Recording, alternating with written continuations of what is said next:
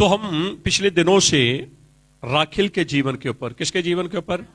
राखिल के नाम का अर्थ क्या है? बोलिए बोलिए, फिर से बोलें। भेड़ को अगवाही की जरूरत है। भेड़ किसी की अगवाही नहीं कर सकती, लेकिन भेड़ को अगवाही की जरूरत है। इसलिए भेड़ को एक चरवाहा चाहिए। बोलिए क्या चाहिए? बोलिए बोलिए, फिर से बोलें। चरवाहा भी अपने आप को ये उसे मानना मैं भी भेड़ हूं। चरवाहे को भी अगवाही चाहिए। चरवाहे को भी, भेड़ को तो अगवाही चाहिए, चरवाहे को भी अगवाही चाहिए। चरवाहे को तब अगवाही मिलती है जब चरवाहा मान लेता है कि मैं भी भेड़ हूं। आमीन बोलेंगे? तो राखिल के जीवन के ऊपर, और मैंने सबसे पहले ये बताया था कि हम धर्मी औरतों के ऊपर, किन के ऊपर? फिर से बोले, धर्मी औरत। क्योंकि कुछ बाइबल के ऐसे करैक्टर हैं जो धर्मी है, और मैं थोड़ा सा आपको धर्मियों के बारे में बताना चाहता हूं। मैं चाहूंगा कि दानियल की पुस्तक 12 अध्याय 3 वचन, दानियल की पुस्तक 12 अध्याय 3 वचन, एक वचन मेरे साथ आप पढ़ें। तब सिखाने वालों की चमक आकाश मंडल की सी होगी। हाँ, कैसी होगी? सिखाने वालों की चमक कैसी होगी? आकाश मंडल के ऊपर क्या है? तारे। और रात को क्या आते हैं? तारे। दिन में?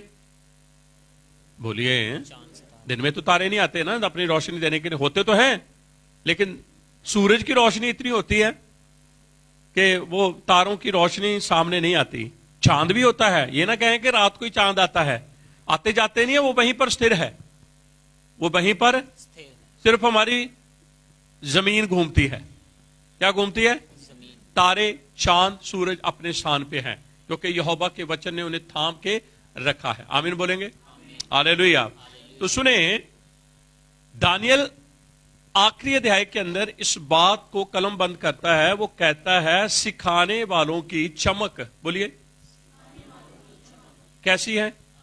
जैसे आकाश मंडल के अंदर तारे हैं। ठीक है, पूरा वचन पढ़े।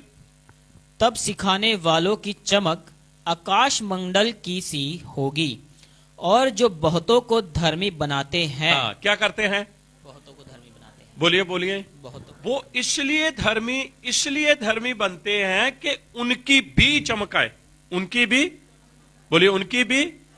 अब इसी बात को यीशु मसीह ने दृष्टांत में लोगों से बात की।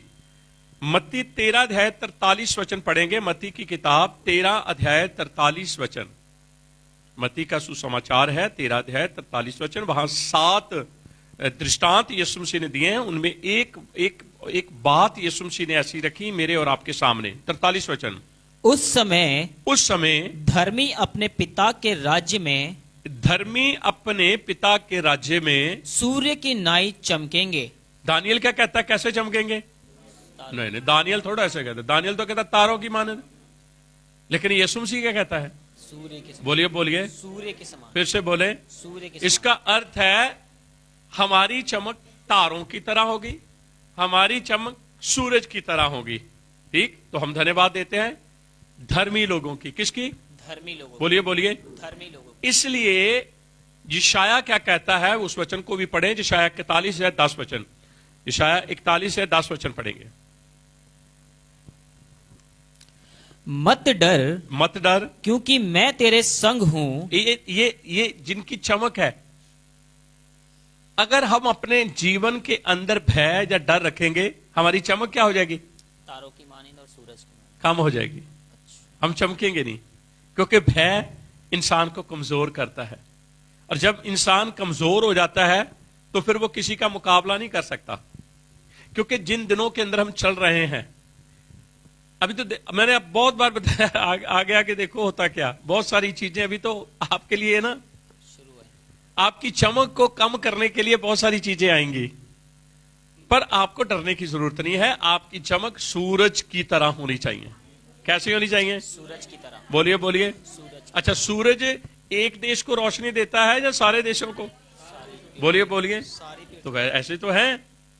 हमें सिर्फ अपने परिवार में रोशनी बनकर नहीं रहना, हमें अपने आसपास में भी रोशनी बनना है। हमने अपने उन स्थानों में जहां जहां से हम निकलते हैं, हमने अपनी रोशनी को दिखाना है।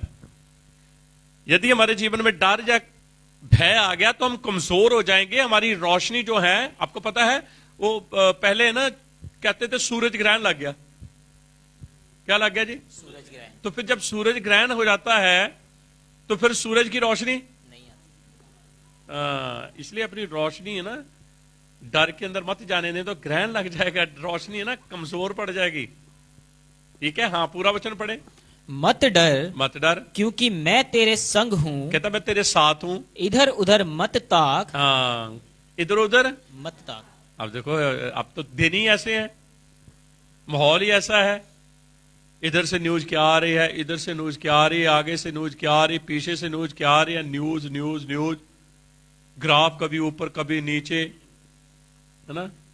तो जो अच्छा भला आदमी भी है ना, बोलिए, विश्वासी भी टेंशन में आ जाते हैं, क्योंकि वो सूरज अपने उनको पता नहीं हमारी तो चमक ही बहुत है। अब मान लो आपने गैस जला दिया, अब मान लो गैस नहीं जला, तो आपके गैस ना जलने के कारण कॉकरोच भी आ सकते हैं, कीड़े मकोड़े भी आ सकते हैं, जैसे ही जलेगा, बोलिए क्यों? क्योंकि रोशनी आएगी, उसकी गर्माइश आएगी, तो कोई कीड़ा मकोड़ा, तो ऐसे ही आपकी गर्माइश रहनी चाहिए ना। ऐसी कोई भी कीड़े मकोड़े जो बीमारियों के रूप में आ रहे हैं वो जल जाएंगे, पर आपकी रोशनी कम नहीं होगी, क्योंकि वचन के अंदर लिखा है मत डर, मैं तेरे इधर उधर, इधर उधर। हमें लगता है इधर से भी शेर आ रहा, इधर से भी शेर आ रहा, उधर से भी शेर आ रहा, उधर से भी शेर आ रहा। एक बार एक स्टोरी सुनाता हूं। एक आदमी था, वो अपने ना बेटे को लेकर जब किसी नगर में जा रहा था, तो उन दिनों के अंदर ज्यादा साधन नहीं थे, तो वो पैदल लेकर जा रहा था। तो वो जब उसने दूसरे नगर में जाना, बीच में जंगल आता है, तो वो अपने बेटे को साथ लेकर उसने अपना हाथ पकड़ाया, उसका हाथ पकड़ा हुआ और उसको साथ लेकर जा रहा। जंगल में सामने से है ना शेर आ गया, सामने से, तो उसने अपने बेटे को आगे किया या पीछे? बोलो, पीछे किया या आगे किया? क्यों पीछे किया? हाँ, मेरा बच्चा, पीछे से भेड़िया आ गया, आगे से तो पीछे से, अब क्या करेगा? हाँ, बच्चे को क्या करेगा?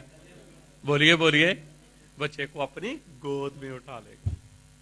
ऐसे ही यहोवा हमारे साथ करता है, आगे से भी डर है, पीछे से भी डर है। यहोवा कहता मत डरो, मैं तुम्हें उठा लूंगा अपनी गोद में। आमीन बोलेंगे?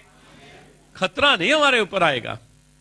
पहले तो बच्चा नीचे है, आगे से खतरा आया, उसे पीछे कर लिया, पीछे से खतरा आया, कहता चिंता की जरूरत ही नहीं है, उसने उसे अपने हाथों में उठा लिया। ऐसे ही यहोवा मेरी और आपकी हिफाजत करता है। जब खतरे आगे और पीछे से आते हैं, दाएं बाएं से आता है, तो यहोवा कहता है तुम्हें डरने की जरूरत नहीं है, क्योंकि मैं तुम्हारे साथ हूं। इधर उधर, हाँ पूरा वचन करें। इधर उधर मत ताक, क्योंकि मैं तेरा एलोहीम हूँ। मैं तेरा एलोहीम हूं, मैं तुझे दृढ़ करूंगा, मैं तुझे मजबूत करूंगा, और तेरी सहायता करूंगा। और फिर मैं तेरी, हाँ मैं तुझे मजबूत करूंगा और मैं तेरी सहायता पर तुझे क्या करना है? अब तुझे डरना नहीं है, बाकी काम मैं करूंगा। यहोवा कहता तुम्हें डरना नहीं है, बाकी काम मिलकर बोलेंगे हालेलुया। हालेलुया। एक वचन और पढ़े, 54 का 17 वचन। हाँ जी, शाया।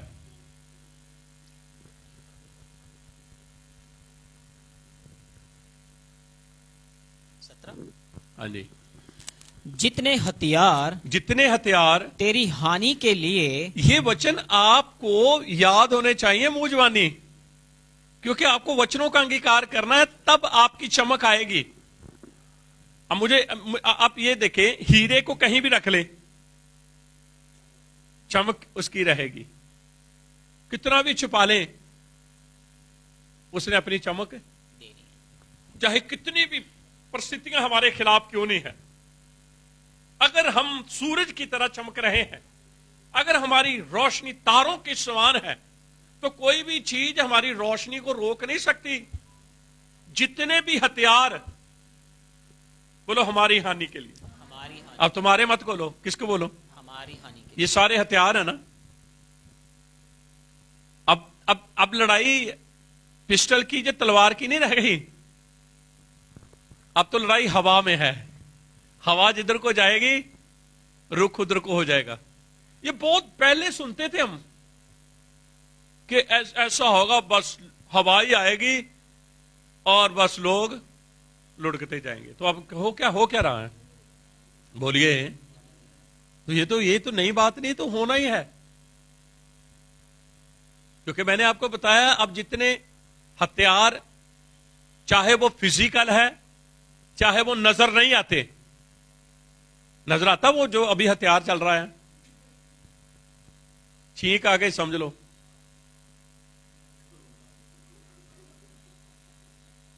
और आप लोग कितने ऐसे होंगे, कोरोना आपके बॉडी में से होकर चला भी गया, वो कहते ये उसको पता यार ये मैं गलत एड्रेस पे आ गया हूं। ये तो बंदे डरे ही नहीं, क्योंकि वो तो आएगा हमें डराने के लिए, है ना। क्योंकि अफवाह जो है वो भी एक हथियार है, क्योंकि अफवाह जल्दी फैल जाती है ना। सच्ची बात जो है वो जल्दी फैलती नहीं है, क्योंकि ज्यादा विश्वास करते नहीं लोग सच्ची बात के ऊपर।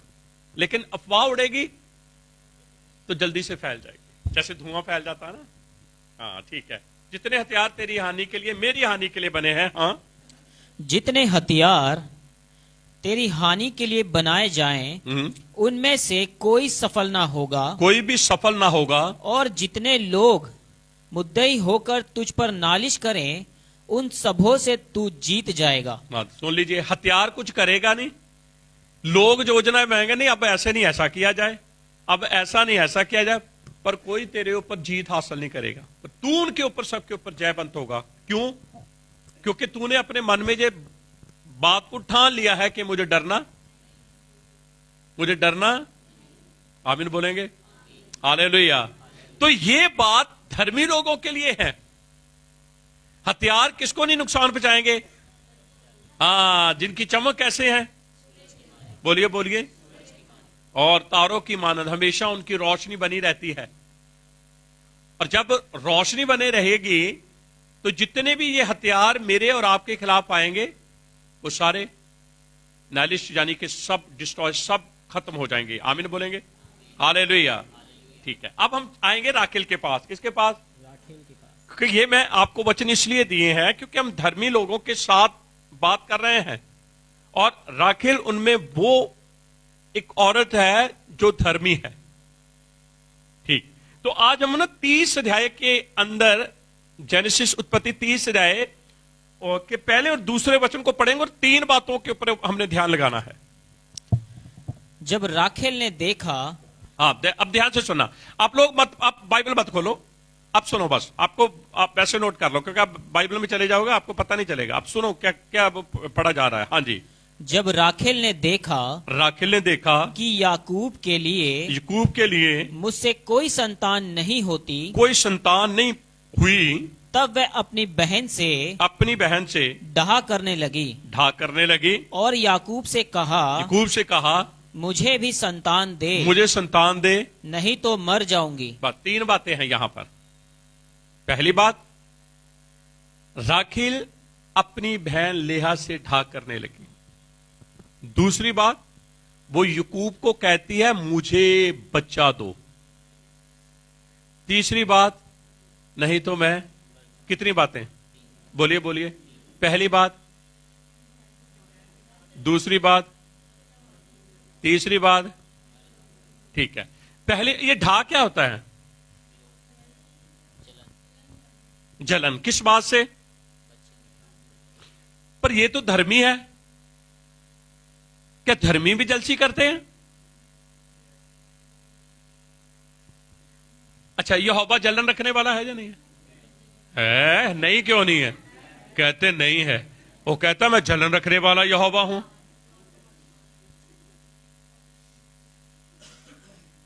बताओ, यहोवा जलन रखने वाला? पर यहां पर जो ढा की बात, जलन की, ईर्खा की बात आई है, इसको इब्रानी भाषा में लिखा है काना, कुफ नून है कि क्या लिखा है? कुफ नून एलफ।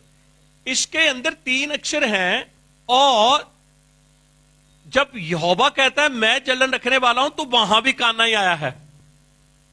तो इसका अर्थ है उसकी जलन जो है वो धार्मिकता की जलन है।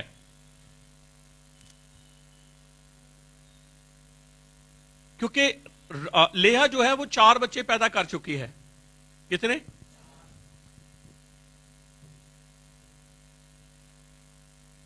राखिल चाहती है कि लेहा धर्मी बने, क्योंकि लेहा के मन में आ गया मैं धर्मी हूं ना, इसलिए मैंने बच्चे पैदा किए। राखिल उसकी नजरों में क्या हो गई? तुच्छ हो गई।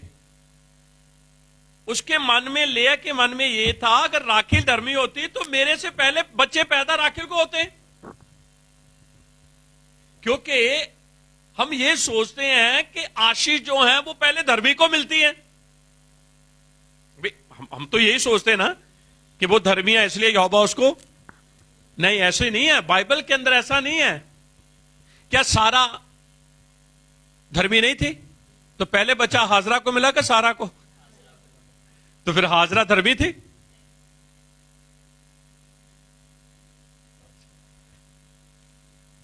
मैं एक छोटी सी उदाहरण दे रहा हूं। कांटे जो हैं, कई दफा हम खेत में जाते हैं तो कांटे लग जाते हैं ना। कांटों के बीज को कोई बोता नहीं है। को बोता है अपने आप ही, और जल्दी उग जाते हैं। लेकिन वहीं पर गेहूं को बोएंगे, बोलिए, उसके लिए टाइम लगेगा और इंतजार करना पड़ेगा, क्योंकि फिर ही एक अच्छी फसल को ले सकते हैं। हाजरा की नजरों में सारा भी तुच्छ थी, इसलिए सारा भी हाजरा से काना करती थी, जलसी करती थी। तभी तो उसने कहा अब्राहम को, क्या कर, इनको घर से निकाल, इनको घर से। क्योंकि जब हाजरा गर्भवती थी तो जब पहली बार उसे निकाला गया तो कुछ लिखत ऐसे कहती है कि उसकी धार्मिकता के जलन से जो उसके गर्भ में बच्चा था वो गिर गया था। फिर वो गर्भवती हुई, फिर उसने इस्माइल को जन्म दिया। और फिर सारा ने क्या कहा? अब्राहम को कहा हाजरा को और उसके बेटे को घर से। तो ये जलसी तो है, लेकिन कौन सी जलसी है? ये धार्मिकता की जलसी। एक धर्मी आदमी के जीवन में जलसी होनी चाहिए। किस बात से? अच्छी बात के लिए, कि मैंने अपनी जिंदगी के अंदर बुराई को नहीं आने देना, मैंने अपने जीवन को बुराई से दूर रखना है। ऐसी ईर्खा, ऐसी जलसी हमारे जीवन में होनी चाहिए। ऐसे थोड़ा दूसरे से ही, अपनों से ही जलसी करते रहना। ऐसे होता तो है, वैसे कलीसिया में ऐसे ही होता है ना? आमीन बोलेंगे? हालेलुया। तो सबसे पहली बात जो हमने देख रहे हैं कि वो अपनी बहन से ढाक करने लगी, क्योंकि लिया की नजरों में राखिल जो थी वो तुच्छ थी। लेकिन राखिल तुच्छ नहीं है, वो तो भेड़ है, तो भोली है। उसने अपना हक लिया को दिया। क्या राखिल को पता नहीं? पता था उसको। और उसने अपनी बहन को यह कह दिया था जिस रात तू याकूब के पास जाएगी उस रात तू कुछ बात नहीं करेगी, मैं बात करूंगी। तो अब वो लिया कहती तू कैसे बात करेगी? कहती मैं उस खाट के नीचे होंगी, जब याकूब तेरे से बात करेगा नीचे से जवाब। देखो आवाज से, नहीं तो लिया की आवाज, वो तो 7 साल हो गए थे उनके घर में रहते हुए, तो क्या उसको पता नहीं था राखिल की आवाज लिया की आवाज में फर्क है? लेकिन उसको तो सुबह पता चला ये राखिल नहीं है, ये कौन है? लिया है, क्योंकि उसने तो आवाज किसकी सुनी थी? राखिल की। ये सारी बातें राखिल को पता थी। कितना सैक्रिफाइस, कितनी बड़ी कुर्बानी उसने अपनी सिस्टर के लिए की। और लिया खुश थी, और वो खुश इसलिए थी कि अच्छा हुआ निकम्मे ईसाऊ से कहीं मेरी शादी नहीं होगी। किससे? तो निकम्मा ही तो था वो रोती थी, रो रो के उसने अपनी आंखें जो थी ना कमजोर कर लेती, इसी वजह से कि मेरी शादी ईसाऊ से। तो उसको पता नहीं था मेरी शादी किससे हो जानी है? याकूब से। लेकिन लेया की नजरों में राखिल जो है वो धर्मी नहीं है, इसीलिए राखिल जो है उससे ढा जानी कि उससे काना करती है।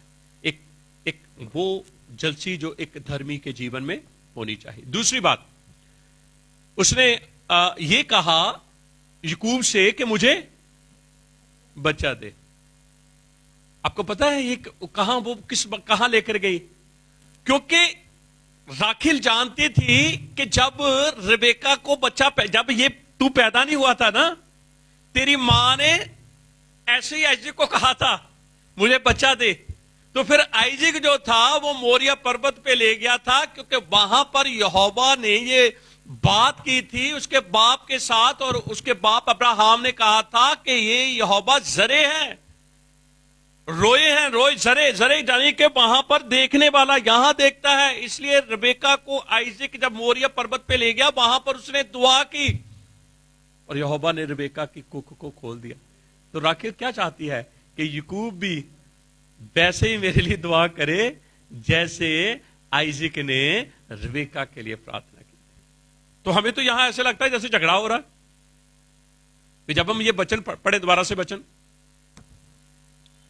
जब राखेल ने देखा कि याकूब के लिए मुझसे कोई संतान नहीं होती, तब वह अपनी बहन से डाह करने लगी और याकूब से कहा मुझे भी संतान दे। हाँ, तो ये कोई लड़ाई वाला तो नहीं। हमें लगता है जैसे कर मुझे भी संतान दे, मुझे भी संतान दे, मेरे लिए भी दुआ कर। इस तरीके से नहीं हम ले सकते। हम बात के एंगल को चेंज करना है, लेकिन माहौल ऐसे लग रहा है जैसे लड़ाई वाला माहौल नहीं है। अगर लड़ाई करेंगे तो धर्मी लोगों की जो चमक है, हाँ, फिर नकली है ना, नकली चमक लेकर फिर हम चलेंगे। मैंने आपको एक बार वचन सुनाया था ना, 300 ढालें सोने की चुरा ली गई, तो उन्होंने 300 ढालें ना पीतल की बना ली। अब दूर से जब लोग पीतल को देखते तो क्या लगता था? सोना ही लगता। कई चीजें नकली भी है ना, लोग असली समझते हैं।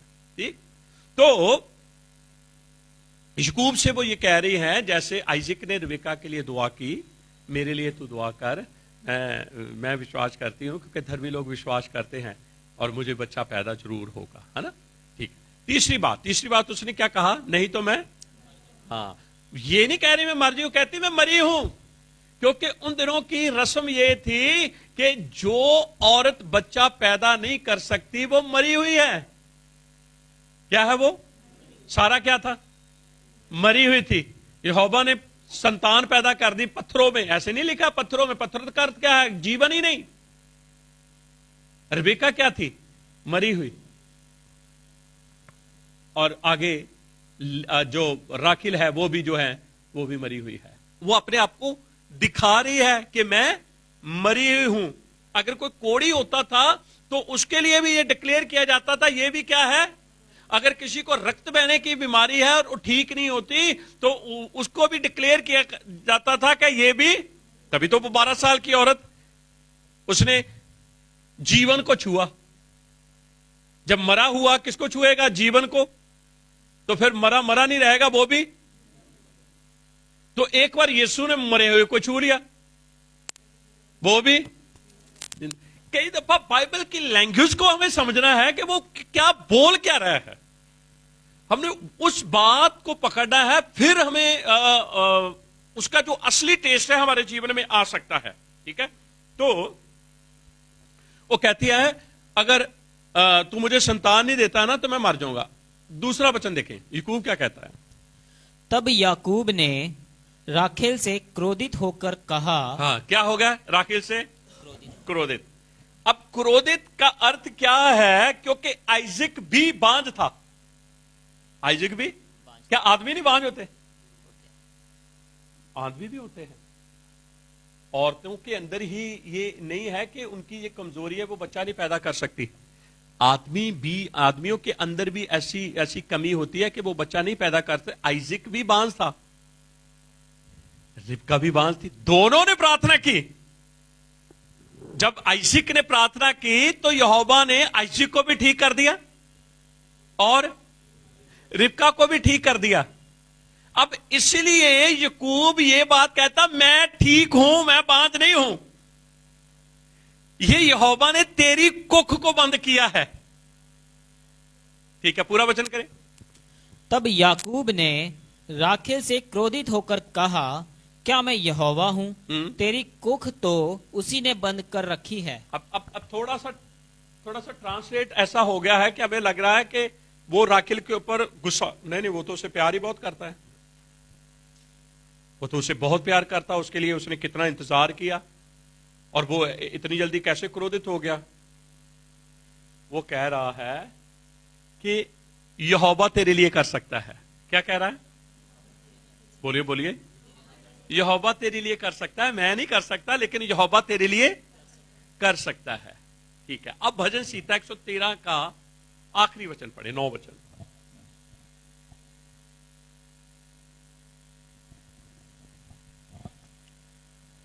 वह बांझ को घर में, हाँ, बच्चों की आनंद करने वाली माता बनाता है। बच्चे की नहीं, बोलिए बोलिए, बच्चों की आनंद करने वाली माता बनाता है। तो ये बात बाद में दाऊद ने लिखी, भजन संहिता में बाद में लिखा गया, पहले वो घटनाएं घट चुकी थी, क्योंकि वहीं से दाऊद जो है वहां से उठाता है कि सारा बांझ थी, रिबेका बांझ थी, और राखेल, और यहोवा ने उनके घर को और उनके जीवन को बच्चे देकर आनंद से भर दिया। आमीन बोलेंगे? हालेलुया। अच्छा, तो हम ये कहें कि राखेल का जीवन जब बच्चे पैदा हुए आनंद से भर गया? नहीं है। जब उसका दूसरा बच्चा पैदा हुआ ना, अभी पैदा हुआ नहीं था, क्योंकि उन दिनों के अंदर दाइयां थी, वही डॉक्टर थे उन दिनों के। तो जब बच्चा पैदा होने लगा ना, तो राखेल ने पूछा क्या है। उसको तो पता था लड़का आएगा, क्योंकि जब यूसुफ पैदा हुआ तो उसने भविष्यवाणी कर दी थी कि एक और बेटा आएगा, एक। तो उसने जब पूछा दाई से, तो दाई ने बोला बेटा है, पैदा नहीं हुआ अभी, बेटा है। तब उसने नाम उसका बेनोनी रखा। बैन कर तो पुत्र, नौनी करता दुख, दुख का पुत्र, शोक का पुत्र। जैसे पैदा हुआ राखेल मर गई। देखो, बच्चे मांग रही थी, अब बच्चे आए हैं, दूसरे बच्चे से तो वो बात नहीं कर पाई है ना, तो उसकी डेथ हो गई। अब उसको मकपेला की गुफा में, जहां पर आदम और हवा है, अब्राहम और सारा है, इजाक और रबेका है, वहां रखना चाहिए। याकूब जो था वो एक नबी था, उसने आगे देखा जहां पर रेचल की, राखेल की डेथ हुई है, यहां से एक दिन राखेल की औलाद को एक राजा बंदी बनाकर लेकर जाएगा, और फिर यहां पर अगर मैं राखेल को दफनाऊंगा तो राखेल यहां पर अपने बच्चों को देकर यहोवा के आगे रोएगी। फिर यहोवा उसके आंसुओं को देखेगा और उनकी गुलामी से उन्हें आजाद। फिर उसने एक और देखा कि जब मसाया आएगा, पैदा होगा, तो यहीं पर एक राजा बच्चों को कत्ल करने का हुक्म जारी करेगा, और जब राखेल बच्चों के लिए रोएगी तो यहोवा उन बच्चों की मदद करेगा। ठीक है, मैं चाहूंगा पढ़ें जल्दी से यिर्मयाह की पुस्तक 31 अध्याय, उसके 15 वचन से लेकर 18 वचन।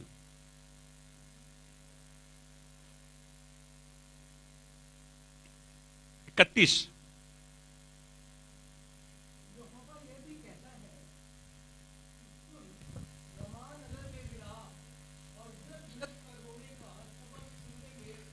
हाँ, देखो क्या है, विलाप हो रहा है, बिलक बिलक के। कौन रो रहा है?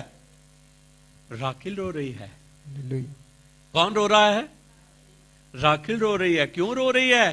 क्योंकि उसकी औलाद को गुलामी में लेकर जा रहा है कौन? नबूकदनेस्सर। और वो राजा के आगे नहीं रो रही, किसके आगे रो रही है? याद रखें, धर्मी लोग मरते नहीं है, जीवित रहते। धर्मी लोग मरते क्या रहते हैं? तभी तो वो रो रहे हैं। जीवित ही रोएगा, मरा हुआ रोएगा। ठीक है, आगे। राहेल अपने बालकों के लिए रो रही है। देखो, अब इसको मां का दर्जा दे दिया है। किसका? मां का दर्जा। 12 गोत्रों की मां इसे बनाया गया, ना कि लेया को। लेया ने पैदा जरूर किए 7 बच्चे। कितने बच्चे?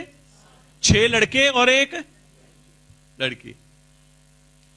और 4 बच्चे जो पैदा हुए हैं वो इनकी सुतेली बहनों से, वो भी इनकी कजन्स, इनकी बहनें हैं, क्योंकि उनकी माएं अलग है, पिता एक ही है। 4 बच्चे उनसे हुए और 2 बच्चे हुए।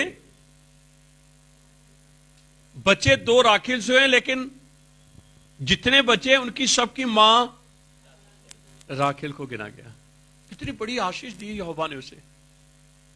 और जब एक टाइम आया, नबूकदनेस्सर जब यहूदा के कबीले को, यहूदा और बिन्यामीन को वो गुलाम बना के लेके जा रहा है, तो राखेल रो रही है।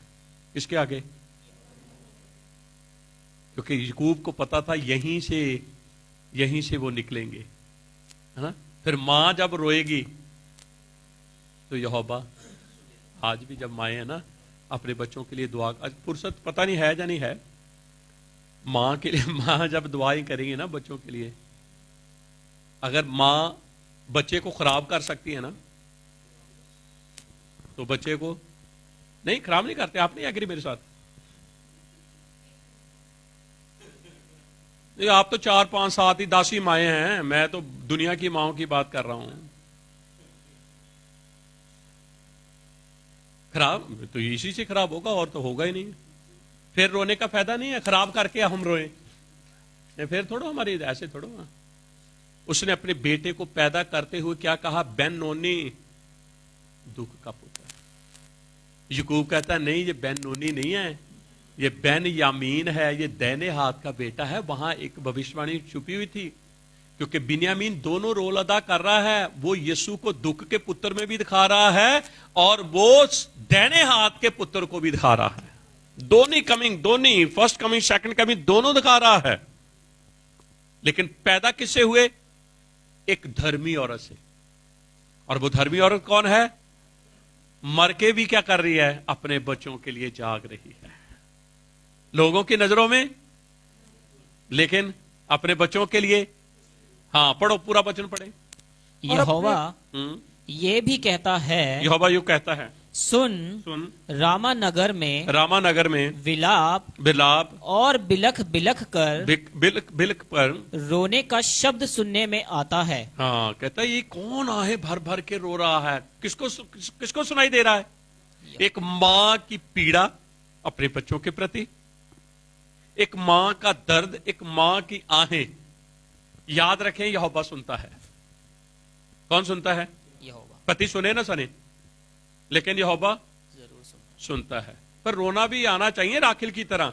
नकली रोने नहीं यहोवा सुनता, क्योंकि नकली भी रोने होते हैं। ठीक है, आगे चलें। राखेल अपने बच्चों के लिए, लो जी, कौन? राखेल को मरे हुए तो कितने साल हो गए थे, लेकिन वो यहोवा की नजरों में जीवित है। हावल कैन के लिए मर गया था, आदम हवा के लिए मर गया था, लेकिन यहोवा के लिए, क्योंकि हावल बात कर रहा था। हावल की आवाज को यहोवा सुन रहा था, क्योंकि हावल भी धर्मी था। आमीन बोलेंगे? हालेलुया। आगे। राखेल अपने बच्चों के लिए रो रही है। हाँ, राखेल अपने बच्चों के लिए रो रही है, और अपने बच्चों के कारण शांत नहीं होती। देख लो, कब तक? 70 साल गुलामी में रहे, पर राखेल यहोवा के आगे 70 साल रोती रही। फिर देखो क्या लिखा है आगे, क्योंकि वे जाते रहे। हाँ, वो खत्म हो गए। हाँ, यहोवा यूं कहता है, यहोवा यूं कहता है, रोने पीटने और आंसू बहाने से रुक जा। अब यहोवा कहता है राखेल को, रोने और पीटने और आंसू बहाने से रुक जा, क्योंकि तेरे परिश्रम का फल मिलने वाला है। तेरे आंसू जो आंसुओं से बोते हैं, हमने भजन संहिता 113 के 9 वचन में क्या पढ़ा था, वो तो भूल ही गए हम। रोने पीटने वालों की बांझ को आनंद करने वाली माँ। देखो, अब आंसुओं से जो बोता है वो हर्ष से, खुशियों से वो इकट्ठा करता है। आमीन बोलेंगे? आमीन। ठीक है, पूरा वचन।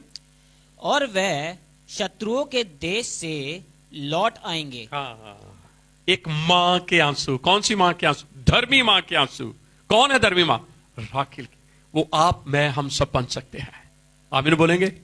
हालेलुया। ये तो उस समय की बात है जब नबूकदनेस्सर उनको गुलामी में लेकर गया और राखेल ने रोना शुरू किया और यहोवा ने उसके आंसुओं को देखा और उनको गुलामी से वापस ले आया। मत्ती 2:18 वचन पढ़े।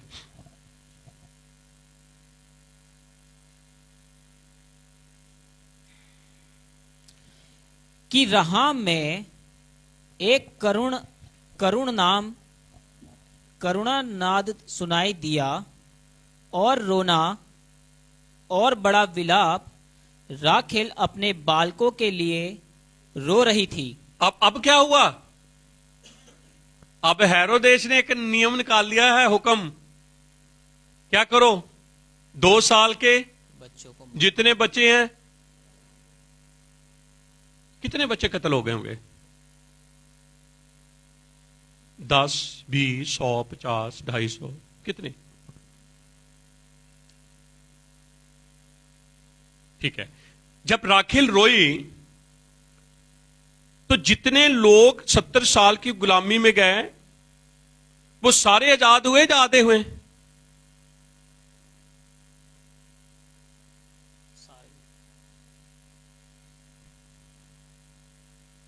सारे याद हुए यार। दसो अद्धे याद होंगे यार? सोच नहीं ला पाए यार। तो आपके मुंह से तो जवाब निकला सारे याद हो गए, क्योंकि उनकी आजादी के पीछे क्या है? मां के आंसू हैं। तो मां के आंसू आधों को याद कर देगा, आधे के रहने दे। तो अब यहां पर मैंने पूछा कितने बच्चे मरे हैं? एक भी नहीं मरा, क्योंकि मां के आंसू है। यहोवा ने किसी बच्चे को मरने ही नहीं दिया। आमीन बोलेंगे? Hallelujah, hallelujah. अच्छा, ये आज्ञा एक बार पहले भी निकली थी, 1500 साल पहले, मूसा के टाइम में। तो हुक्म क्या था कि लड़के जो हैं कहां डाल दो? हाँ, तो लड़कियों को बचा के रखो। कितने डालें? एक ही डालें। ना डालें बहुत। मरा एक बनी कारण, क्योंकि यहोवा ने स्वर्गदूतों को भेज दिया। जो बच्चा नील नदी में गिरता था स्वर्गदूत उसे उठा लेते थे। आमीन बोलेंगे? हालेलुया। इतिहास दोहराया जाता है। इतिहास, तो जैसे मूसा के समय का इतिहास दोहराया गया, और मूसा के समय में कोई बच्चा यहोवा ने मरने नहीं दिया। इसलिए नहीं मरने दिया क्योंकि वो अब्राहम का वंश है, और यहोवा ने अब्राहम से वादा किया था, मैं तेरे वंश को तारों की मानद बनाऊंगा। कैसे बनाऊंगा? आज उनमें से एक तारे को हम टच कर रहे हैं। कौन था तारा? राखेल। बोलिए कौन? राखेल। Hallelujah, hallelujah. अब हम कभी इतना ध्यान से हमने कभी गया ही नहीं राखेल के जीवन में, हमने कभी देखा ही नहीं। हमने कहा ठीक है, ऐसे है तो ऐसे पढ़ लेते हैं। नहीं नहीं नहीं, ऐसी चीजें ऐसी ढपी हुई हैं। चीजें तो हैं, ढपी हैं। पुरानी चीज कभी नई नहीं होती, वो छुपी होती है। वो सामने आ जाती तो हम क्या कहते हैं? नहीं, थोड़ा तो पहले से ही है। उनके ऊपर परतें चढ़ी हुई हैं। जैसे जैसे परत उठाते जाते हैं वो चीज नजर आना शुरू हो जाती है, और फिर हम कह देते ये तो नई बात। नई नहीं थी। पुरानी बात कभी नई नहीं होती, वो तो पहले से थी, उसका वजूद था। ठीक है। तो यहां पर भी हम पढ़ते हैं नए नियम के अंदर 31 अध्याय के यिर्मयाह 31 के 15 को रिपीट किया गया। जैसे वहां पर रोई है, तो यहां जो मारे जा रहे हैं ये भी वही हैं, यहूदी बच्चे हैं, उनका कत्ल किया जा रहा है। यदि वहां नहीं मरने दिए आंसुओं ने, तो यहां भी। आमीन बोलेंगे? हालेलुया। इसलिए राखिल के जीवन की बहुत सारी घटनाएं हमें ऐसे लगेगी ये नेगेटिव है। नेगेटिव नहीं है, क्योंकि वो धर्मी है। धर्मी के जीवन की हर चीज जो होती है वो पॉजिटिव होती है। आमीन बोलेंगे। इसलिए मुझे और आपको भी कौन सा जीवन जीना है?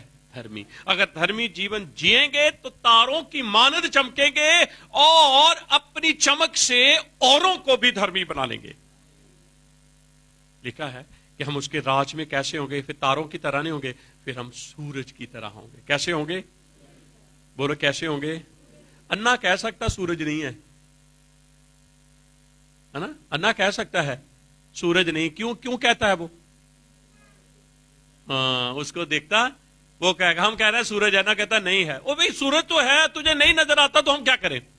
आमीन बोलेंगे। इसलिए धर्मी लोगों की चमक जो है वो बरकरार रहनी चाहिए इन दिनों के अंदर। राखिल हमारे लिए वो उदाहरण है। वो रोती है और जिनके लिए रोती हैं वो जीवन पाते हैं। आज मेरे और आपके आसपास ऐसे बहुत सारे लोग हैं जिनके लिए मुझे और आपको भी आंसू बहाने की जरूरत है। जैसे यहोवा ने राखिल के आंसुओं को जीवन में बदल दिया, ऐसे ही मेरे और आपके आंसुओं को भी वो जीवन में बदलने की सामर्थ रखता है। आमीन बोलेंगे। आज हम सारी महिमा जलाल यीशु मसीह के नाम को दें। 3 बातें हमने राखिल के जीवन के सीखी है कि वो ढाक करने लगी लिहाज से और अपने पति से कहने लगी कि मुझे बच्चा चाहिए, और अपने आप को वो डिक्लेयर करती है कि मैं मरी हूं। आज मेरे और आपके जीवन के लिए उसके जीवन से हम बहुत सारी बातों को सुन सीख सकते हैं, पढ़ सकते हैं।